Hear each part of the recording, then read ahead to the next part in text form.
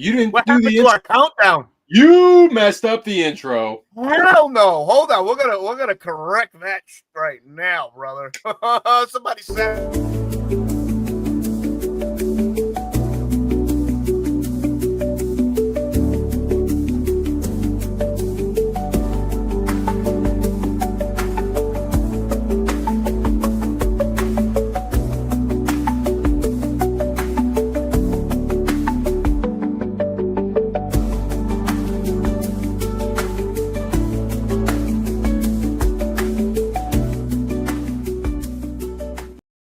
StreamYard acting up on a Wednesday night, 9 o'clock p.m. Eastern time.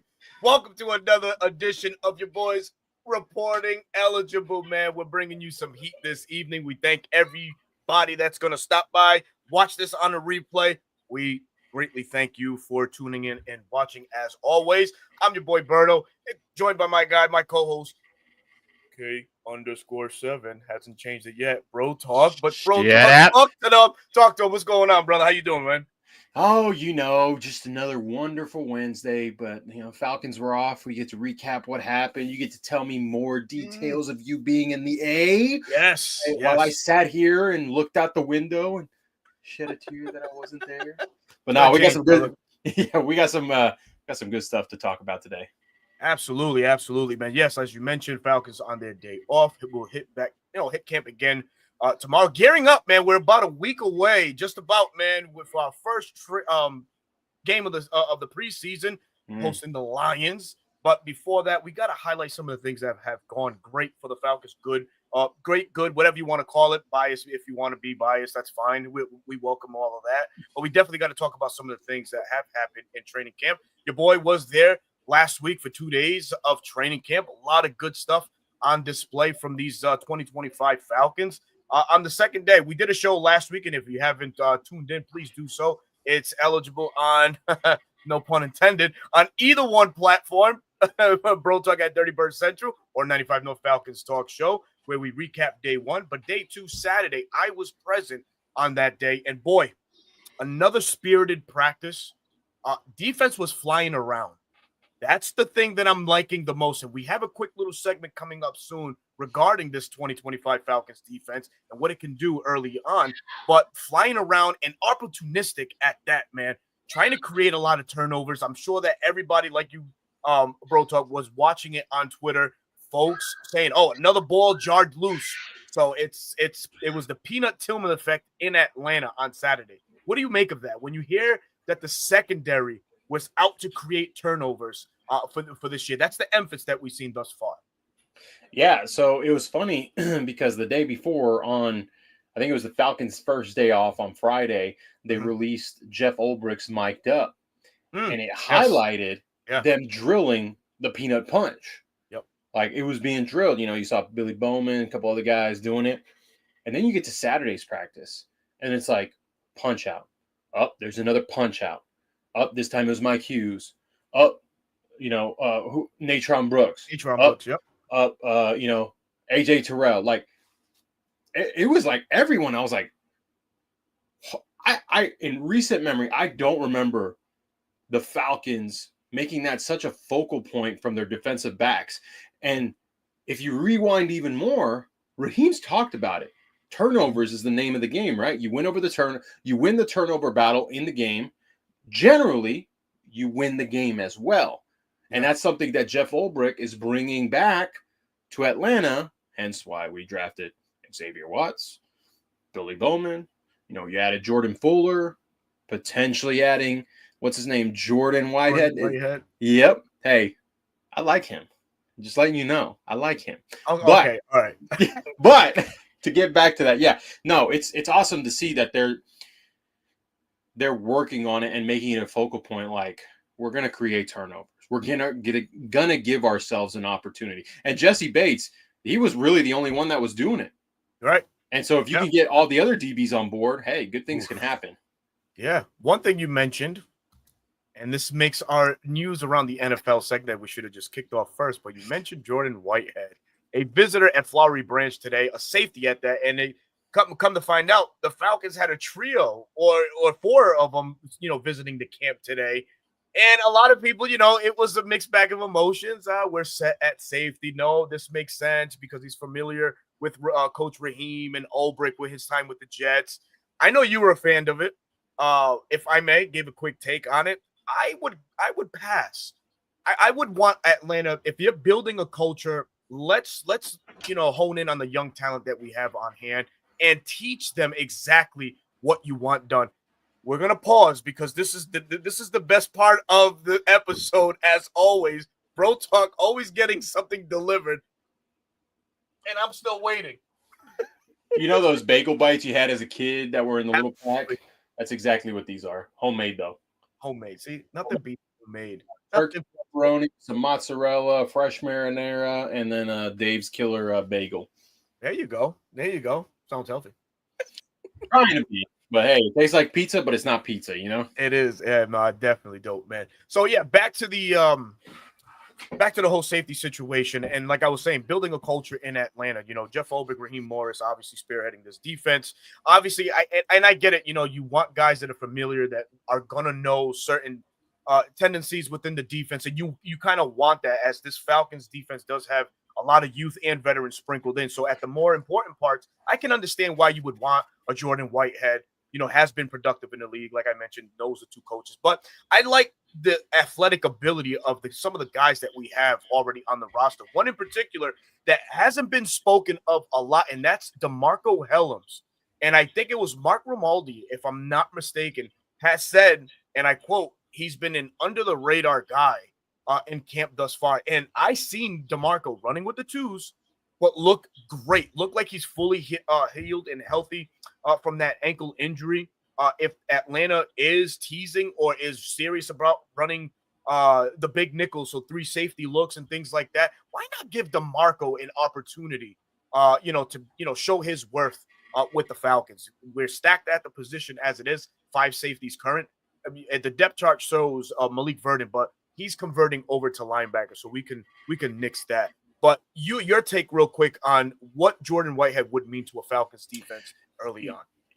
Last year when he was with the Bucs, he had the car wreck late in the season, and that kind of derailed his season. I think he's been a really good safety, first with the Bucs, then with the Jets, and then back with the Bucs. And actually, he was a free agent target that I wanted before we went out and got Justin Simmons last year. He was someone I really wanted to bring in, Jordan Fuller being one as well. And I think what they're looking for is more competition in the depth chart, because you got to think about it too. You've got 3 preseason games. Jesse's not playing a single snap, nor should he, right? How much is Xavier Watts actually going to play? Because he is, coveted by this staff of potentially being the guy that's going to be brought out there. So then it leads you to, we got to have bodies out there. Let's get some competition and see who's going to win in themselves a spot. I think DeMarco Hellams is safe if Jordan Whitehead is signed. I think Hellams has impressed the staff, probably with his rehab process, what he's done in camp. He's been that thumper guy. We saw it in his rookie season. That's what made us all so excited about him potentially being this gem that we found in the 7th round. I think it's more Jordan Fuller who should be looking over his shoulder with Jordan Whitehead. Jordan Fuller is a Raheem guy. Jordan Whitehead 100%. Is an Ulbrich guy. 100%. Yes. So that's where, and then, you look at the contracts, right? Jordan Fuller has a non-guaranteed contract. So I think that's the guy that's really like, and even though Billy Bowman's listed as a safety, he's going to be playing nickel. He's going to be playing nickel. So I think they got to trot out some bodies out there for preseason. And I think if they do sign Jordan Whitehead, it's going to be a competition between him and Jordan Fuller. Talk me back to earth here. So, okay, Billy Bowman, was drafted as a safety, but does play the nickel, does come into this Falcons team with that safety mentality to some degree. So why can't we flirt with having him out there alongside Xavier and Jesse in a 3 safety look? Now you would have 3, just 3 guys that just are absolute ball hawks, at the top of the defense. Wouldn't that make you feel a little bit better knowing the guys that know how to attack the ball in certain instances? But you got to remember, what was our weakest point last year? Takeaways. What? Well, no, I'm talking about position-wise in the secondary. Oh, yeah. So it was the safety set. Well, it was the nickel. The nickel. Well, the nickel. Okay. D. Alford. Yep. Apparently still running with the ones. I guess he's having a great camp. I don't buy into that too Okay, much. all right. I don't either. I'm just telling you what I'm reading. Yeah. But that's why they brought in Billy Bowman, because his ability to play that nickel position. We saw it. What was his comp? We said he looked like a Tyrann Mathieu, but played like a Brian Branch. Right? And that's what Brian Branch did his rookie season. He played the nickel primarily for the Lions. And then, yes, he moved up to the safety, the 2 high with Kirby Joseph in his second year. There's nothing that says that Billy can't do that. But if he's transitioning from a safety to playing more of a nickel corner, that star, that apex, whatever, defensive coordinator calls him, you want to look elsewhere for depth on the safety. Yeah, that's where I'm getting at. So, I think DeMarco makes the roster, and then if they don't sign anyone, then Jordan Fuller's safe. We'll have 2 and 2. But then if Jordan Whitehead does get signed, Jordan Fuller, hey, you better be on your toes, man. Yeah, better be on your toes. Man, let's not get too ahead of ourselves in this portion of news around the NFL. Let's say what's up to the folks in the chat. My guy Dwayne Ruffin, what a trooper, man. Flew all the way from sunny SoCal to be with us in training camp on Saturday. Got to spend some time with him. I appreciate it all, man. Got to meet him. Well, not meet him. I met him already, but I got to vibe with him, man. Good guy, man. I brought his son along with him too, man. So it was dope. I had my family too, so everybody kind of met. So that was dope. Rise up, Dirty Bird. What is going on? Michael looked good out there, and so did our defense. We'll touch on Michael Penix in just a moment. Seth says, rise up. What's up, Berto and fam? Let's go, man. We're getting closer to the season, and gotta love that dirty energy by James Pierce. We're talking about that too. My brother MW, the franchise, was in attendance also at training camp. Good to see you as well. My brother Justin Swisher Sweets, what's happening? T Terry, what is going on? DGSB Hall, what's happening, fam? Jones Bones, here he is. He made it. He says, what up? I did not take wait. I got to highlight this. So he says, what up? I did not time my log on with Trench Talk, but hard-hitting safeties is a good second option. Absolutely, my brother. T. Terry, I did the best that I can, man. I try to be in as much camera time as possibly allowed, man. Ron Thomas, what's going on? Oh, you got it. What's going on, man? You saw the pic, man. It was repping the Tyler Algier shirt. Glad you could come in and join us this evening. My brother from Bleacher Report, Bino, is in the house. What is going on? Thank you, everybody, for tuning in this evening. So, some other news that we have to get along before we move on to other segments is the Jake Ferguson contract extension he received with the Dallas Cowboys. Why are we talking about contract extensions with Dallas and tight ends and whatnot? We have a tight end that has been having a fantastic camp thus far and is a contract extension eligible candidate this offseason for the Falcons. 4 years, 53 million for Jake Ferguson, which puts him at right around 12 million. Could be a good talking point, starting point with Kyle Pitts if he does what we feel like he is going to do in the 2025 season. Also got to keep in mind, Isaiah Likely is another name that's being brought up for a contract extension with Baltimore. But, Bro Talk, you had a very valid point that I need you to share with the folks regarding Isaiah Likely and this potential contract extension. Yeah, so, our doggy insider, Ricky, had announced that a contract extension for Isaiah Likely was going to be happening within the next couple of days. And then, Lord behold, boom, he goes down with an injury and has elected for surgery, which is going to keep him out for a minimum of 4 to 6 weeks, which means his week 1 availability is in jeopardy. So then that pushes potentially his contract extension, right? They may be like, this is where teams kind of like hesitate because it's like, oh, you have this injury. Are you going to be the same? Let's look at you before we just throw some money at you. So that would be an opportunity before the market gets driven up a little bit for Terry and crew to say, Kyle, this is where, right now, Jake, Isaiah, that's your market. Let's get this deal done. You don't have to worry about next season. You'll be locked in. But Kyle's camp is probably saying, no, we feel like Kyle's going to ball out. And then that way his market is driven up. So that's where, GMs and agents, they, kind of battle it out when you don't sign guys early, which, I don't blame them for not extending Kyle because it's kind of a letdown, right? Right. Yeah. So it's going to be a lot of back and forth. But I think to your point, Jake Ferguson's number of his APY is a great starting point for the Falcons because nowhere is he going to get TJ Hawkinson money, George Kittle money, Travis Kelce money, not even Mark Andrews money. Exactly. I was going to say that Mark Andrews, not even. Yeah, so he's not there. If he wants to sign like a 1-year deal for like 11 mil, okay, let's do that. Go ball out again, and then you can get that long-term deal, whether it's with us or someone else. Yeah. Very good point there. Very good point. So yeah, brushing up on that. The holdouts ending across the league. This week we saw Trey Hendrickson report to camp. Obviously, there's reasons why. Shamar Stewart finally signed his deal with the Bengals. He reported to camp, and there's another holdout, right? Another guy that ended.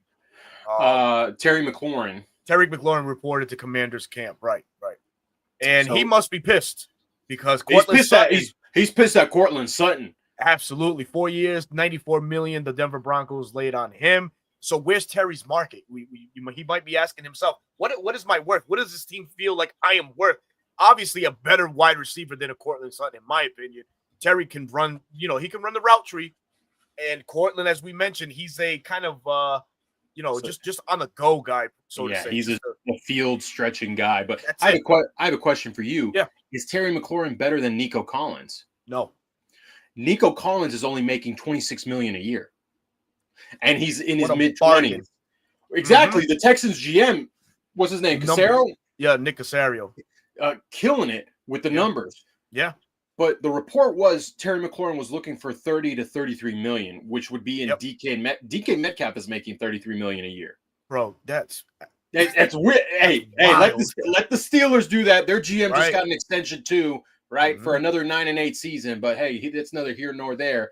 Right. I mean, 30 to 33 million, you got to talk to Terry's agent and be like, Terry, like, let's be realistic, man. Nico's getting this. You're 30. Nico's in, he's 24, 25, 26, however old he is. Let's be realistic.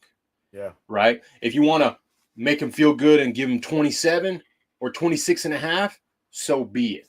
But 30 million at 30 years old, when, that's when you start to see receivers start to decline. And Terry McLaurin, as good as a receiver he is, I feel like his route tree is limited at times. At times, yeah. At times. Yeah. And, they say that he can only play on one side. He can't play on the right and the left, the field or the boundary. He has to be on one side. On one side. To be productive. And, man, as a Commanders fan, if I were a Commanders fan, I'd want to get it done because I have Jaden Daniels on a rookie deal. It's like, just pay Terry. He was a consistent receiving threat, and Jaden's a blanket, his go-to guy. Yeah. Because without Terry McLaurin, they don't have a number one. No, they don't. They don't. Well, I mean, they have Deebo Samuel, but he's not even a number one. He's not even a number one. Nah. Right. He's your gadget player. He's a souped-up gadget player, really. Lisa Shepard's in the chat. What's going on? Carl Thomas, my brother. ABA Cot, man, Brave. Appreciate you, man. Retweeting, bro. Really do, man. Appreciate that. That helps out the channel, the platform, us individually grow even more. T. Terry goes on to say Kyle Pitts wants at least $18 million a year. Boy, oh boy, man. If that ever does come to fruition where he would want something like that, there's the door. Show him that right away. Absolutely not worth that right now. Now, had he put maybe 2 years of 1,000 yards and maybe 1 year where he got 800-900 yards, then maybe. Oh yeah. That's impact, but he doesn't have the numbers, man. Unfortunately, in his 5 years, he just doesn't have. It's mid at best. So that sucks to say because he plays for the home team, but you got to be realistic. Rod, what's happening? Michael, what's going on? June, maybe man, do Kobe Bryant make the 53-man roster? Quick question. Listen, we saw a piece today. I don't know if everybody saw it, where Jesse Bates was talking to Kobe, pretty much keeping him in the know on how the game goes, man. Just telling him to really keep his head in the books and just make the coaching staff trust and believe in you. So, good words of wisdom from a Pro Bowl player, and that speaks volumes for itself, man. He was also talking to Xavier Watts too. That's awesome, man. That's infectious. What a leader. I loved him saying, like, they know you can play. They know you can ball. That's why they brought you in. But you got to show them that they can trust you. Get your head in that playbook and know what's going on. That's how you can make the roster. Yeah. All right, folks, switching gears, man. A lot of exciting parts to this Falcons offense. We just talked about, Kyle Pitts. Hopefully, he can add to the excitement that is this Falcons offense this season. But, of course, Bijan Robinson, Drake London. But the MVP here of this all is Penix, man. Michael Penix Jr. looking good in camp thus far. And I know I've seen from some reports, really worked on his balancing in the offseason, getting his feet, his motion, his throwing stride, all proportion, all right, so he can drive the ball downfield a little bit more, make more accurate throws. And it's showing early. The deep ball that he's been throwing, I've witnessed it in the second day of camp. What a thing of beauty. I know a lot of people, a lot of quarterback, people that know the quarterback position very well and can critique it very well, say Russell Wilson probably has the best deep ball in the league. I'm not putting him in that class, but give him time. I think Penix can have that same style, arch to the throw, drop dime and everything, because Penix's arm is the real deal, man. Very live arm. So it looked great. He looked good, solid. Early connections with Drake, as we already know. Unfortunately, Darnell Mooney, we know that situation. And, hey, man, speedy recovery, man. Hopefully you'll be ready to rock and roll for week 1. But early takes on what you've seen thus far from Michael Penix there, bro. I love it, man. I mean, his spiral, we knew it was a pretty spiral coming out of college. And then last year, a little bit when we saw him running with the twos in the last 3 games. And just to see, I mean, they're putting out a lot of content. We've been through quarterbacks where they don't show the throws, right? They don't show who threw it. Right. But they're showing him a lot. Yes. And he's dropping a lot in the bucket with these guys. And it's a lot of outside the numbers or the numbers, deep shots, which is like we knew he could do. The biggest thing for Penix to really prove the doubters wrong, and I haven't seen a lot video-wise, is the over-the-middle throws, the intermediate throws. Because he's known that's something they talked about is like he wants to zip it in there and put power in it. Well, sometimes that can cause the ball to sail, right? Or lead the receiver too much. Yes. Yeah. Sometimes the one thing that will really take him to the next level, and if he consistently does it, put him in that elite class, is the touch. Is the touch, over the defenders, in intermediate throws, because I think he's already in an elite class when it comes to deep shots along the numbers, and the sideline, because he gets it, and he's got the chemistry with the receivers. It's just I'm ready to see him take the next step as a quarterback. Yeah. So one thing that I saw from day 1 to day 2, and it's like, okay, I identified what's wrong. I got to work on this a little bit more. And this goes to Bones here. He says, I'm curious with Penix if the pass concept Z-Rob runs will reflect the routes he's most comfortable with. Now, I've seen him do everything that he's comfortable with. Intermediate, long, the over route, the dig routes. The one thing I did see him struggle with is breaking to the outside, where he has to, if he has a route concept that goes to the sticks or goes to the first down marker, that's where he sailed the ball. And he missed, my God, Ray McLeod a bunch of times on Saturday. On Thursday, his first day. Saturday was worlds different. Like, he was more composed in the pocket. He settled down. His base was where it needed to be. He looked better balanced, and he was just delivering the ball. Maybe that was just, opening training camp jitters. Who knows? But to this, that's one thing that I saw night and day of with Penix. And dare I say, I think Z-Rob is comfortable with him because Penix can make all the throws. He has the touch accuracy. He has the arm strength to get it. He doesn't leave the defender much time to, break on a ball or do anything more than just try to make the tackle, the would-be tackle. So, yeah, it's kind of long-winded on that one. But, yeah, man, I feel good about Penix and his ability this year with our receivers, man. It's he's going to prove a lot of people wrong. And, a lot of us Falcon fans, we've been keeping receipts. So when the season starts coming around and people are like, oh, what we didn't realize Penix could be like this. Oh, really?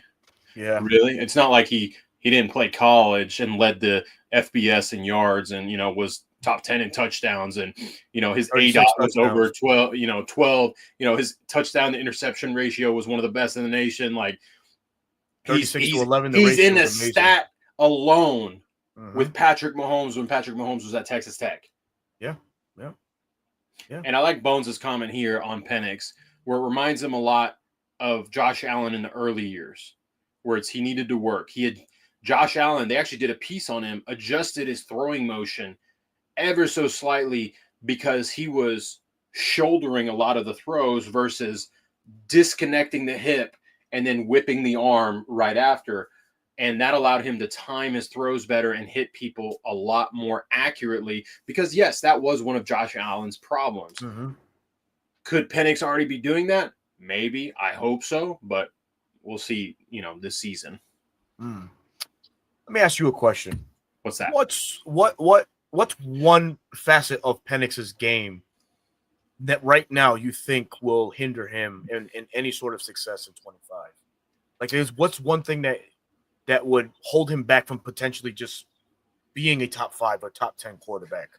Thing that could hold him back and maybe just losing his mechanics on his lower half because he knows it, kind of like Josh Allen, like I was saying, he knows he's got a strong arm, and so he can just zip that sucker into a tight window. And if he loses his mechanics, well, that's where inaccuracy can start happening. Right. And, potentially bad things can happen or just incompletions. So if he just dials in his mechanics and just focuses in on that, I mean, it's cliche, but if you played sports, you heard your coach say it all the time. It's the little things. Focus on the little things. Work on the little things because the little things will add up to the big things, and that's what separates the greats from just an average player. Yeah. And so he needs to, continue to work on those things. From what I've seen in camp, it looks like he is working that. It's, we're only 4 days into camp. If he continues to do that all the way through preseason, he's not going to play preseason, but although the reps he gets in practice by week 1, we should see some good things. Very good. Very good. Moving on. Let's see. Carl Thomas says, and thank you, Carl Thomas, for joining the show this evening. Also, CJ Hill, Tay Hall, and Rod. Same to you guys. Thank you so much. Let's see. He says, Carl Thomas says, Josh Allen didn't have Penix potential coming out of college. He didn't have the potential as a thrower, but he was a freak athlete, a monster amongst men when it came to size and just raw arm strength. And that's why the Bills took a chance on him, because they felt like they could develop him. Whereas Penix is more of a pocket presence guy. You don't see him run, not even in Washington, his Husky days. He's got the arm talent. He can dissect the defense, but he still's got to work on the little things. He's not perfect. Right. Very good. So, hey, all right. So moving on, some good Michael Penix talk there, man. We're all bracing ourselves for a great season from Michael Penix in 25, and we'll be here to report that for you, man. We'll give you all our insights and breakdowns on everything Michael Penix as the season goes on. But moving on to our next segment, Chirpy Birds, man. Chirpy freaking birds. Tweet. Man, a lot of scuffles, a lot of in-your-face, action in training camp. I, for one, am a fan of that. But I'll leave you to guess and say otherwise on that one. But, yeah, a lot of fights happening in training camp. Raheem Morris and Ulbrich were talking about it. I was there, and one almost broke out, man, with, I believe it was Ryan Uziel and Brandon Dorless. A lot of extra little curricular stuff after the whistles and things like that. But this week, James Pierce Jr. had his whistle ear blockers off because he just went at it, man. And, bro, he was about to stand toe-to-toe with Matthew Bergeron in one instance. But, that's the type of attitude. To quote the great Damsky, that's a little fuck you to the damn defense and to this defensive line. And I like that. Sorely missed in Atlanta. And if we can remember, got to take a trip down memory lane. About 10, 11 years ago, we had this same problem with the Falcons, right? Falcons were being mentioned as one of the softest teams in the NFL. And particularly when Arthur Blank really echoed his frustration when nobody was there to help Matt Ryan after that Aints game where he was on the ground. And lo and behold, the year after, what did the Falcons do? They went on and they hired Mike Tice for offensive line and Brian Cox for defensive line. those years speak for themselves. But needless to say, the Falcons went on and they got James Pierce Jr., a dog himself, and Jalon Walker. So to that, your thoughts right quick on the chirpy birds that's been happening this week. You need a little crazy on your defense, Fuck yeah, especially on the edge, right? A Hell defensive line. And it wasn't just James Pierce. Rook Right. mentioned it. Rook Loves to talk. And he said, once I get going, I don't stop. Yeah. And I'm all about it. Don't throw fists, right? Don't throw punches. Get in each other's face, grab each other, and say, what's up? You're not going to beat me. And, just go back and forth. I love it. And Leonard Floyd was actually asked because he jumped in. He did. Right away. Yeah. He was the first guy to jump in with James Pierce. It's like, is that like you were going for your guy? Like you were, you didn't like what was being said, this, that, and the other. He said it's something Aaron Donald taught him.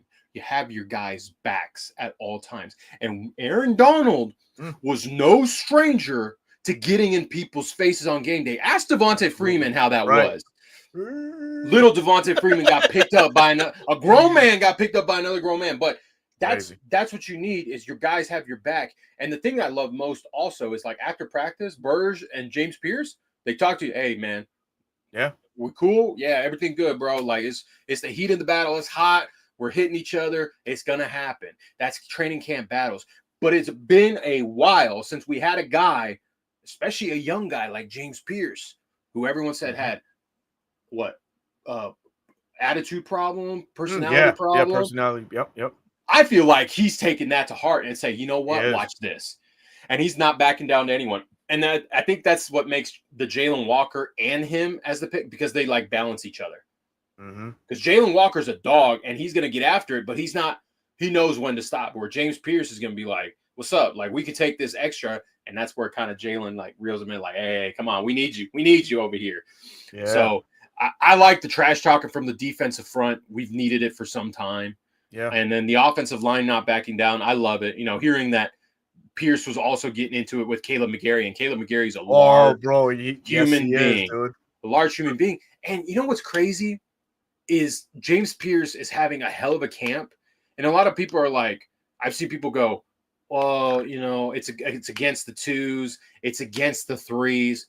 No. James Pierce is going up against our ones and is whooping that tail, man. I know is telling you. I saw that too. Like Felipe. He's trying to get in some on the action, man. He's trying to get in on something, man. Yeah, and speaking of James Pierce Jr., bro, the first day, I can't tell you the amount of times he beat Jake Matthews off the ball. He was on Penix's ass. And you know what? That's only gonna make Jake better. Yeah, people are like, he's declining. Jake, he's washed. No, you want that. You want a young buck that has a quick first step to get Jake on his toes, get his kick step, get to his depth, and be able to, get twitchy, because guess what? The league is getting younger while he's getting older. So I love this. I love that James Pierce is putting in that work against both of our offensive tackles. Yeah, we just within this segment here, we got to highlight one player you spoke about early on, and that's Rook, man. Rook's been having a out of this world camp, damn near unblockable and certain times, man, just really up in the guard's face. And it didn't matter if it was Chris Lindstrom, it was Kyle Hinton, if he was lined up on Matthew Bergeron's side, reserved, started, you name it. Rook has been a handful for this Falcons team. So we got something going in the middle where we thought we might struggle after Grady's departure, and now James Pierce Jr. We're it's coming together. And as someone that's been called a Terry defender, if James Pierce and Rook both hit this year, fucking home runs, dude, back to back at that. All you guys, I demand you apologize, but we gotta wait to see it actually happen. Right, absolutely, man. Something, man.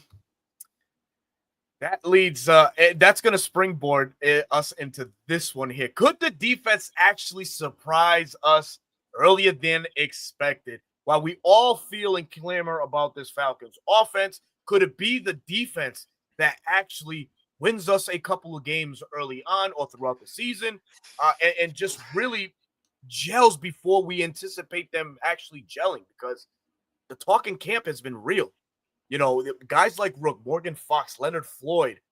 I forgot about Morgan Fox, bro. That dude is Morgan Fox. He was highlighted on Good Morning Football. It's like we're getting we're getting back into the scene of things. This is good.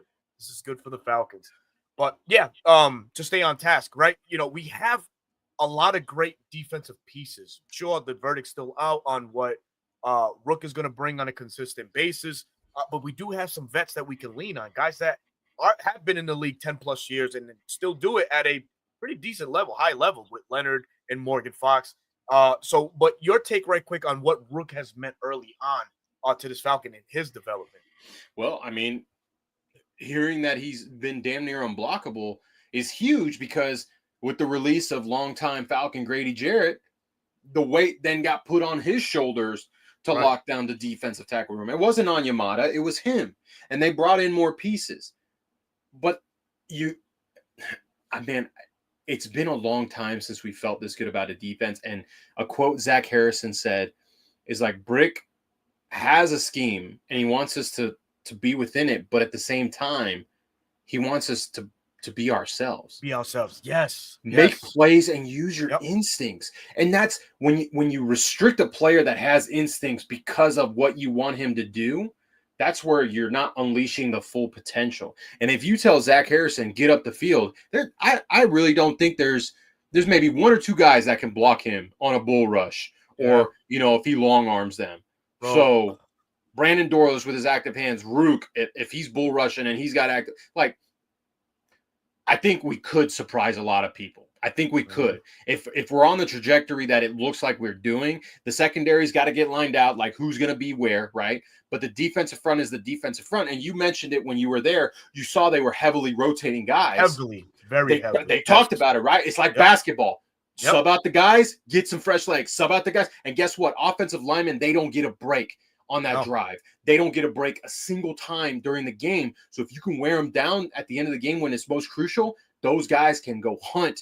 And in week one, right? Everyone's on the Buccaneers jock, right? Oh yeah, the Bucs, they're gonna win the NFC South. And we put BTA to them, and the defense does not let Baker Mayfield, or who I call Faker Mayfield because he's meh on his butt more than once. Oh yeah, people are gonna be like, oh, can I redo my predictions on the Falcons? Like, no, you cannot. Anyways, I love it. The spirit lives heavily within Bro Talk. I love it, man. I love it. William, what's going on, man? Says, can you give a JPJ and Jalen Walker sack projection? Mine is 8 for James and 5 for Jalen. I respect that. I would go for James Pierce. Yeah, I think I can go to 8 to 10. And Jalen, maybe that's 6 to 9, almost teetering on the 10. I was going to say 7 to 9. Yep. 7 to 9? Yeah, I say 6 to 9 for Jalen. If we can get close to 20 sacks from our 2 rookies, bro. Dude, fuck it. We won. Bro. We won. Yeah. And then you get the 10 that Leonard Floyd wants. That's already 30 with 3 guys. Yeah. Like it would put to rest. Oh, the Falcons gave up too much draft capital for James Pierce Jr. And once again, he looks like a winner.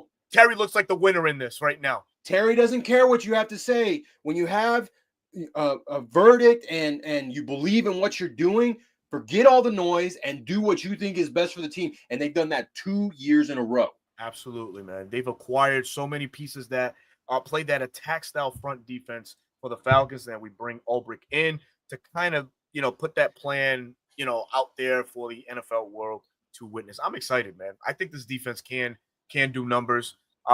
This attack style front, all the guys that, that we just briefly went through, if they get after it, bro, man, the INTs, the turnovers, that the uptick is going to go up like high.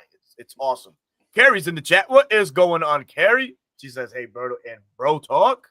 What is going on? Our brother, Big Low Country. I saw you take a picture with them. It's in them. Yeah. I was vibing with him on Saturday, man. Had some great times with Big Low and his beautiful family, man. So greatly appreciate the time spent with Big Low Country on Saturday, man. So yeah, man. So anything else you want to add on to this this enthusiastic Falcons defense? Well, I've seen good things of old Divine Diablo. El Diablo de la Defensa. El Diablo de la Defensa. One thing I want to highlight when you say that, did you see the piece where I forgot who mentioned it. I think it was Taryn Wack. He talks about prototype at that linebacker position I and didn't how see Divine this. Diablo fits that prototype. And she's referencing this because of Jeff Ulbricht's work in his first time with Atlanta, when he took Foye Oluokun and turned him into a household name. He did, didn't he? Former He- safety at Yale. Talk about it. Divine Ooh, Diablo got fits that the man mold. paid in Jacksonville. Sure Okay. did. Now you Sure got me did. even more excited. So of course we know Divine Diablo. It didn't move the meter when we signed him, but obviously we didn't know what the plans were either early on. Right. Now in camp, this guy is fighting for that green dot and fighting for it more so that he might beat out Caden. You know For that responsibility, which is amazing. Be okay. I would be okay if he gave up the green dot to Diablo, because I think then Caden can just play ball. Yeah. Go play ball, Caden. Go play ball. Don't Caden. worry about communicating to the defense anymore. You're the guy, whether it's in line, on the line of scrimmage, or behind. You're going on a blitz, right? Because I heard Ulbricht's been sending a lot of linebacker blitzes, a lot of 5-man rushes, 6-man rushes.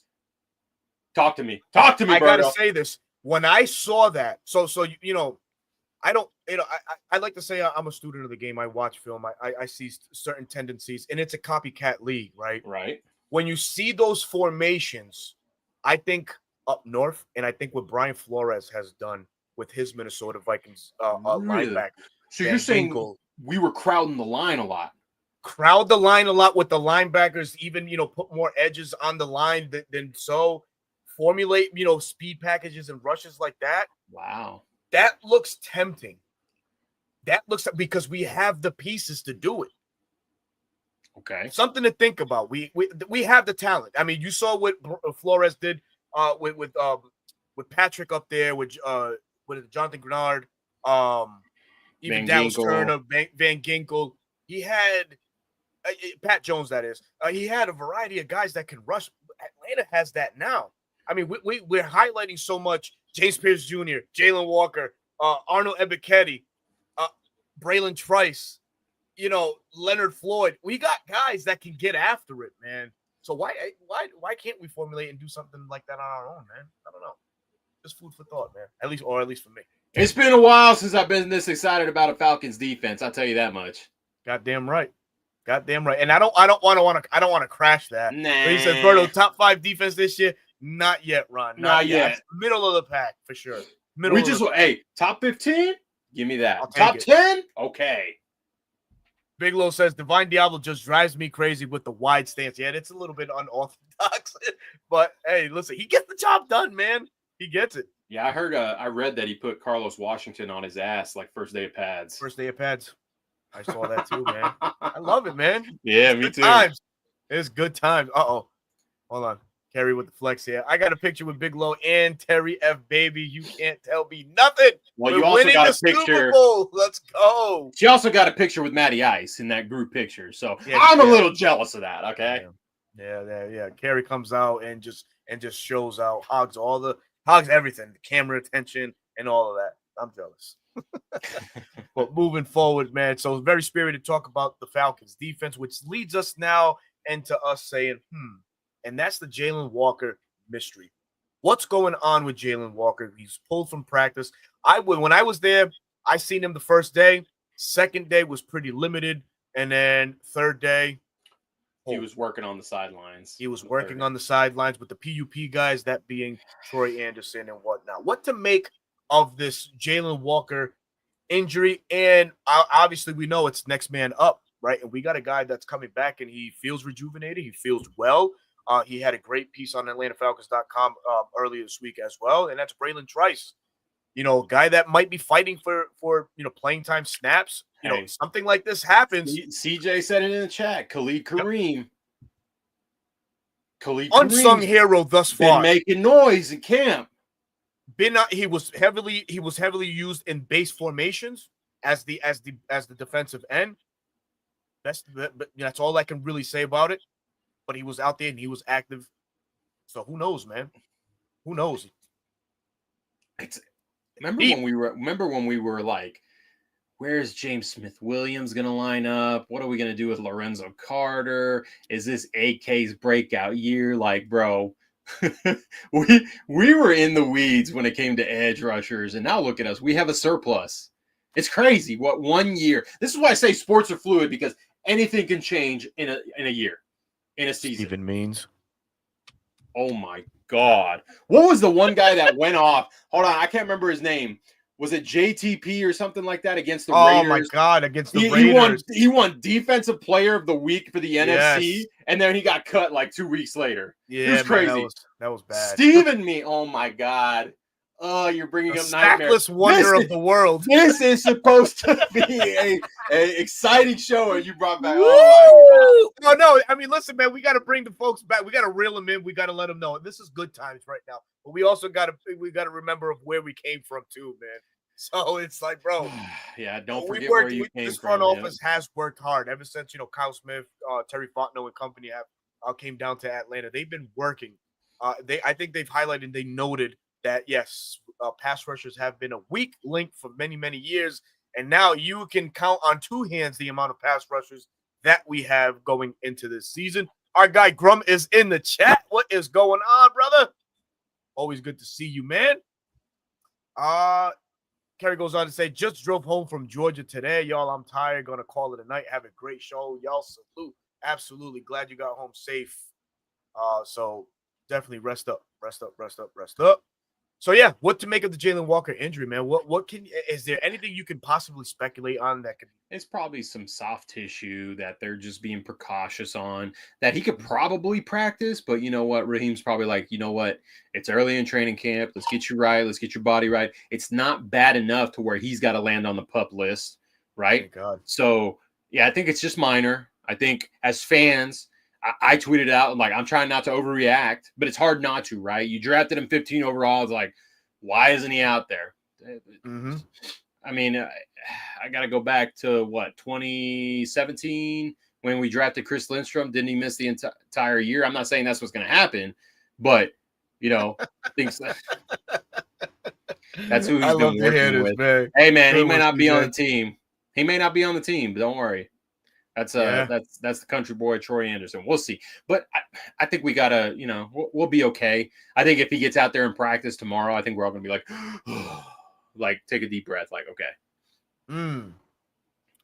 Very good. All right. So, yeah. So, again, like I mentioned, the other name, Braylon Trice, right?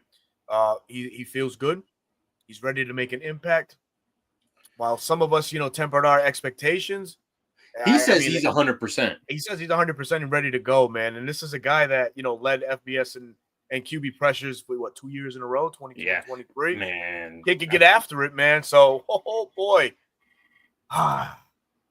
Great time. It's great times when it comes to edge. Linebacker was a question mark, but if Divine Diablo pans out, you mentioned it, D'Angelo Malone's working with the inside guys, not the edges. For me, it's just the secondary, and it's the nickel and the other safety spot, because we know who the 2 corners are. It's AJ and Mike Hughes. And Jesse. The other 2 positions, the nickel and the safety spot next to Jesse, that's what I want to know. Is it going to be Billy Bowman and Xavier Watts, or is it going to be Jordan Fuller and D. Alford? Hopefully not D. Alford. Please, D. Alford, you're a great person, man, but it's time for us to move on and get some fresh blood in there. Right. For sure, man. This StreamYard stuff is acting up, man. Great question right here. How much preseason action do you think the ones get this year? 0. I think Raheem is going to keep true to his vest, man. He's going to continue doing the same thing. No burn for the ones, man. I think Billy Bowman will see some time. I think Xavier Watts, just to get a feel for the game, right? Because we saw it last year with J.D. Bertrand when he played with the Dolphins, against the Dolphins. He didn't realize what NFL speed was, right? And then the next game against the Ravens last season, you saw it like, okay, there you are, JD. That's the guy we drafted out of Notre Dame. And a forgotten guy in the linebacker room right now, but I think 0, honestly. Maybe Zach Harrison plays. We might see Brandon Dorless play more.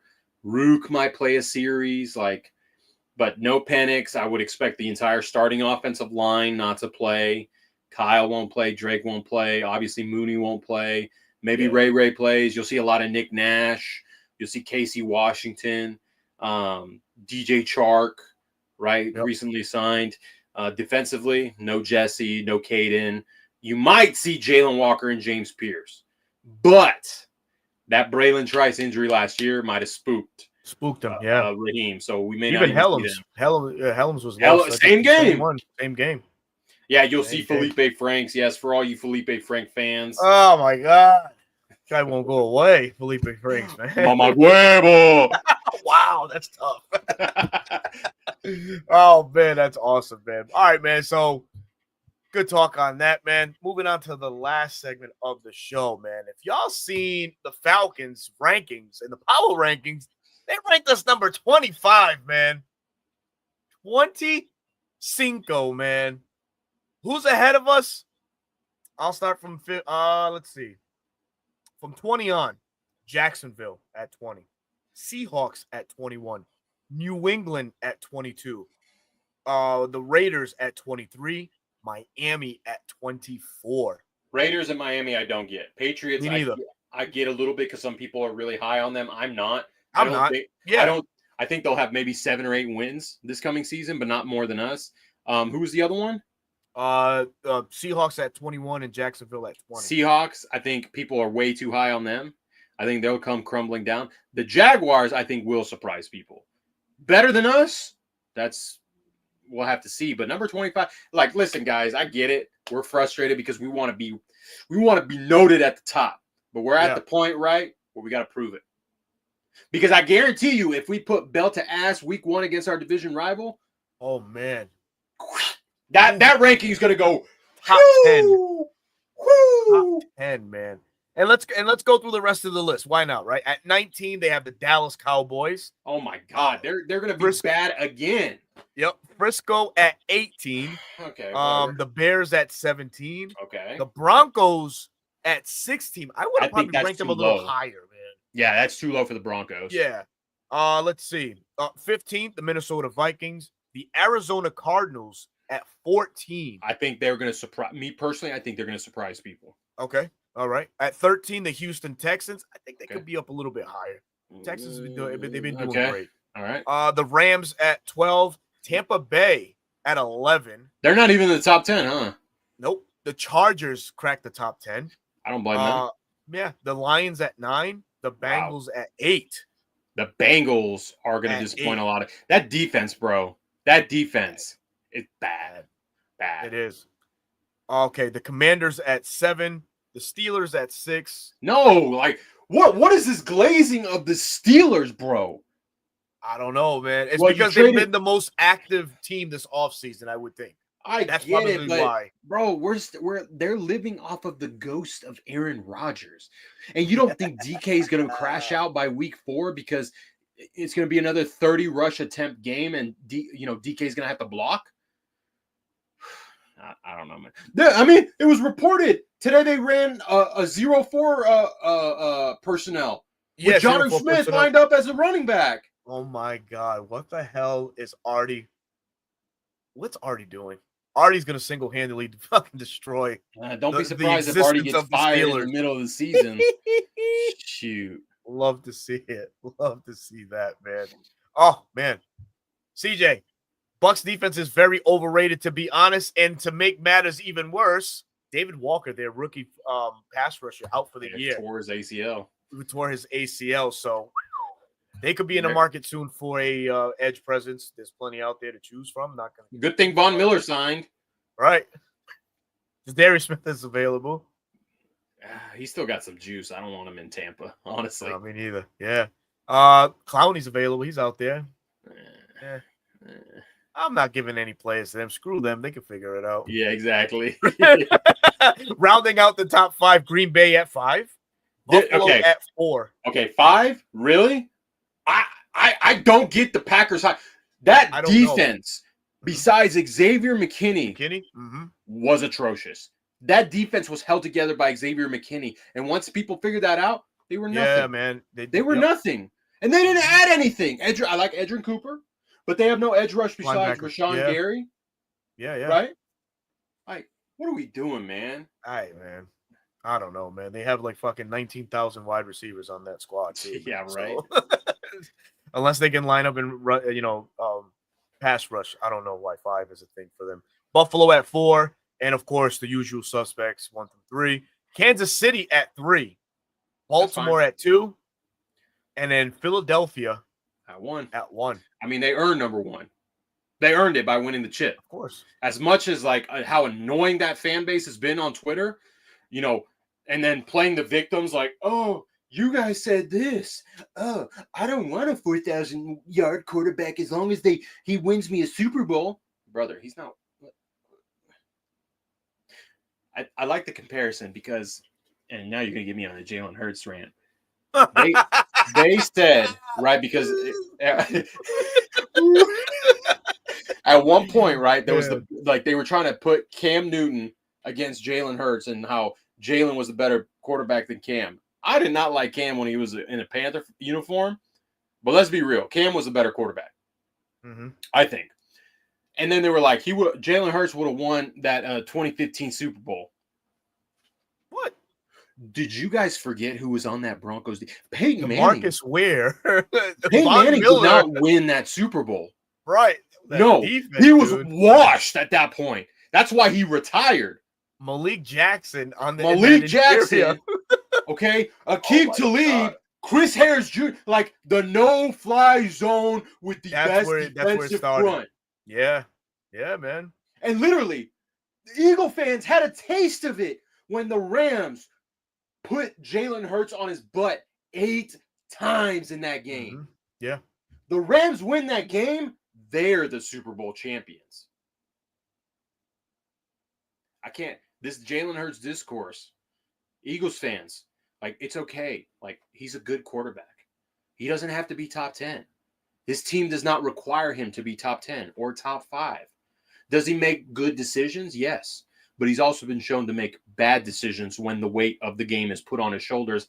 Hello, Week 12, Monday Night Football. I'm just saying. And when you have a defense like they did last year, the best offensive line in football, the best running back in football, soon to be dethroned by our very own Bijan. As long as you don't make mistakes, of course you're going to win. And what happened the year prior, Berto? I think a certain guest that we had on, when I brought up what happened in 23, right? How did she react? How that season ended? When Jalen Hurts was asked to put the team on his shoulders, what happened? Oh, I'm sorry. We don't want to talk about that, right? Yeah, bro. It's just like. She had the most memorable way of ending the show. Remember, and then, bro, remember when we beat you? That's the thing that I said to her the next day on Twitter. Shout out to Simone, man. She does amazing. She's a great creator. She does good work. Absolutely. And it just in the heat of the moment. But look, I always have hate watch when I watch the black and gold team, in that trashy city. But I tell you what, someone else has been added to my hate watch. And boy, oh boy, I'm going to be hate watching so hard. Just saying. Very intense. Very intense. Anyways. Wow. Unbelievable. And I like this. Look, the snow stopped the Rams. Did it, though? Remember that Puka Nacua down the sideline catch? Oh, man, yeah. Everyone was like, oh, my God, the Rams are going to do it. The Rams are going to do it. You know who saved the Eagles? It wasn't Jalen Hurts. It was Georgia native Jalen Carter. Jalen Carter doesn't get there. It's a walk-in touchdown for the Rams, and there's 30 seconds left in the game. Oh, man. And we know what happens when Jalen Hurts is asked to win the game, right? Need I remind you, week 2? This is a full-on rant. Call me a hater if you want. I am just a realist when it comes to Jalen Hurts and who is actually winning the games, a la the Philadelphia Eagles. Quarterback wins and losses are not a stat. Team wins and losses are the true stat. You have a good team, you're going to win. Ask Joe Burrow what it's like to carry the Bengals. If you haven't watched quarterbacks, watch it. Watch it. That guy had to endure through so much shit, man. Alone. Crazy. It's crazy. But folks, man, we are coming up on that hour mark, man. And we certainly hope that all 445 of y'all enjoyed what you watched, man. And in doing so, we kindly ask that you please subscribe to the platforms, man. At Dirty Bird Central on YouTube, also the 95 North Falcons Talk Show, both on YouTube as well. I have a quick special announcement to make, but I'm not going to take away from my co-host and all the great things that he does on his individual platform. So please let the folks know where they can find you and your exclusive content. You already know. It's Dirty Bird Central on YouTube, long or short form content. If you are strictly on the short form content on TikTok, it's still Dirty Bird Central. And on Twitter, it's Dirty. I'm just kidding. It's BK Squared because, like he said earlier in the show, I'm dragging my feet. At BK Squared daily tweets inside the mind, whether it's football or, I tweet a little bit about soccer sometimes. I tweet a little bit about food, if you like all that. Watch Superman the other day. I tweeted about that. Great movie. 10 out of 10 for me. Go watch it.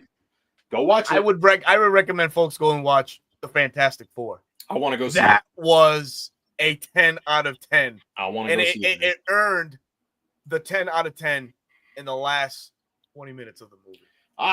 Don't do that. Because you know what? They took their time. Okay, they built up the story. Okay, all right. And then, boom. Oh, Marvel fans are going to love this one. All right. I'll just say that. All right. So, of course, Bro Talk and all his greatness on YouTube and on TikTok as well. You can find me on YouTube, 95 North Falcons Talk Show, exclusively on YouTube. So this week, we ramp up content for these Atlanta Falcons. Bleacher Report, we were on a bit of a pause. We kind of were just, reshuffling and regathering ideas and doing something innovative to, supply, to meet the demands of the viewers, the fans, and whatnot. So look for more short form content on Bleacher Report from myself. Obviously, the live reaction games or post games begin immediately next Friday once the bell goes final for the Lions and Falcons. But this is the more prominent of the news. And I like to start it off like this, man. Antoine Smitty Smith, man. Really appreciate you as a mentor that you've been to me. Smitty, as we all know, held it down on Roundtable Sports, representing the Atlanta Falcons. I'm here to tell you today that I will be hosting the Roundtable Sports as the Falcons content creator. Smitty had to step away for some things, and I greatly appreciate the just what he's left. Smitty's a great content creator, as we all know, always keeping us up to date with everything Falcons related news and content. But like I mentioned, I will be joining the Roundtable Sports family on the Falcons side. So look forward to us talking shit to one another. That would be myself, the Aints, the Bucks, and the Kitty Cats all Tuesday night, 8 p.m. And we start this Tuesday. So please, if you haven't subscribed to the Roundtable Sports South, NFC South, please do so. We're in for some fireworks this year. So that's the bit of news that I wanted to share. So again, Smitty, if you're watching, if you do come across this, I thank you, my brother. Appreciate for everything that you've done for that platform and everything that you've done thus far for us here on YouTube. And on that, we will end the show. 460 of y'all, we thank you very much. You see the platforms. Please do us the great favor. Go subscribe. Dirty Bird Central and 95 North Falcons Talk Show on YouTube. Both. Lisa Shepard, Dan Mans, we appreciate you so much, man. I will talk to y'all soon. Tune in next Wednesday, 9 p.m.